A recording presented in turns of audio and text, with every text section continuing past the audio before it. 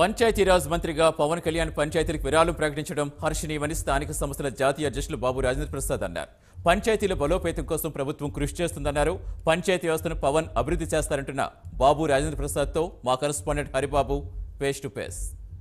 స్థానిక సంస్థల బలోపేతానికి కూటమి ప్రభుత్వం అగ్రపీఠం వేస్తూ 15వ ఆర్థిక సంఘం నిధులను ఇప్పటికే పంచాయతీ ఖాతాలలో జమ చేసిన నేపథ్యంలో గత ప్రభుత్వంలో కూడా ఈ నిధులన్నింటినీ జగన్మోహన్ రెడ్డి దొంగిలించారని చెప్పని కూడా అప్పట్లో సర్పంచులు స్థానిక సంస్థల ప్రతినిధులు కూడా ఆరోపణలు చేయడం జరిగింది.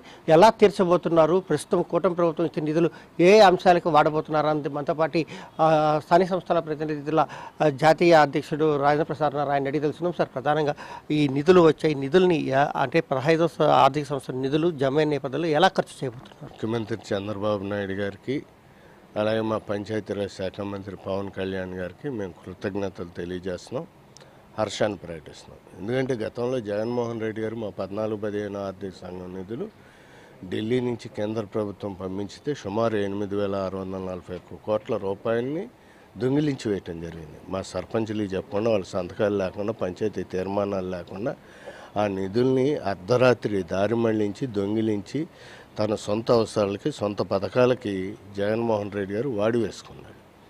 అందుకని దానికి నిరసన కానీ దానికి వ్యతిరేకంగా మేము రాష్ట్ర వ్యాప్తంగా కూడా 4 సంవత్సరాల పాటు రాజీ లేని ఆందోళన, పోరాటాలు, ఉద్యమాలు చేశాం. ఈరోజు నూతన ప్రభుత్వం వచ్చిన తర్వాత చంద్రబాబు నాయుడు గారు ముఖ్యమంత్రిగా, పంచాయతీరాజ్ శాఖ మంత్రిగా పవన్ కళ్యాణ్ గారు వచ్చిన తర్వాత ఇప్పటికే 1,250 కోట్ల రూపాయలు 15వ ఆర్థిక సంఘం నిధులు ఒక్క రూపాయి కూడా వాళ్ళు ముట్టుకోకుండా మా పంచాయతీలకు జమ చేశారు. అలాగే ఉపాధి హామీ నిధులను కూడా మా పంచాయతీలనే వాడుకోమని చెప్పి, మా గ్రామాలను అభివృద్ధి చేసుకోమని చెప్పి ఆ నిధులను కూడా మాకే అప్పచెప్పి వేయటం జరిగింది. తద్వారా ఇవాళ గ్రామాల్లో గత 5 సంవత్సరాలుగా స్తంభించిపోయినటువంటి గ్రామీణ అభివృద్ధి, పల్లెల అభివృద్ధి ఈ రోజున మరల ప్రారంభమైంది. గ్రామాల్లో రోడ్లు పడుతున్నాయి, ట్రైన్లు కడుతున్నారు, అలాగే శానిటేషన్ చేస్తున్నారు, లైట్లు వేస్తున్నారు, త్రాగునీటి అవసరాలు తీర్చుతున్నారు ప్రజలకి. కనుక పల్లెలు మళ్ళీ కళకళలాడుతున్నాయి, గ్రామాలు అభివృద్ధి చెందుతున్నాయి.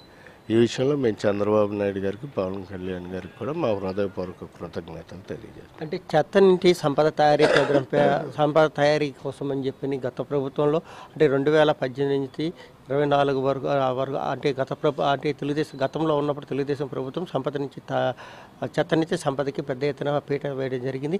ఆ మేరకు భవనాలు కూడా నిర్మించడం. దాన్ని పునరుద్ధరించాలని ప్రభుత్వం పిలుపునిస్తున్న నేపథ్యంలో ఇప్పటికి కూడా గ్రామ పంచాయతీలు ఆ దిశగా అడుగులు పడడం లేదన్న ఒక చిన్న అపవాదం ఉంది. దీన్ని మళ్ళీ రీసైక్లింగ్ చేసి దాన్ని ముందుకు తీసుకెళ్లే ఆలోచనకి ఎలాంటి కార్యాచరణ చేస్తారు? ఇప్పుడు ప్రభుత్వం వచ్చి 3 నెలలు అయింది. వాళ్ళ యొక్క అభిప్రాయాన్ని వెలిబుచ్చారు.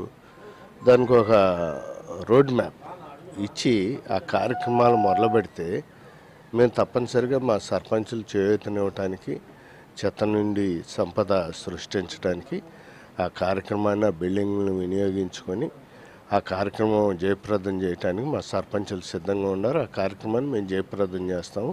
దాన్ని మేము ఏమి వ్యతిరేకించడం లేదు. మంచి కార్యక్రమం అది. గ్రామాలు బాగుపడతాయి, కొంత ఆదాయం కూడా గ్రామ పంచాయతీలకు వస్తుంది దానివల్ల. కనుక మేము దాన్ని ప్రోత్సహిస్తాం, దాన్ని అమలు చేస్తాం.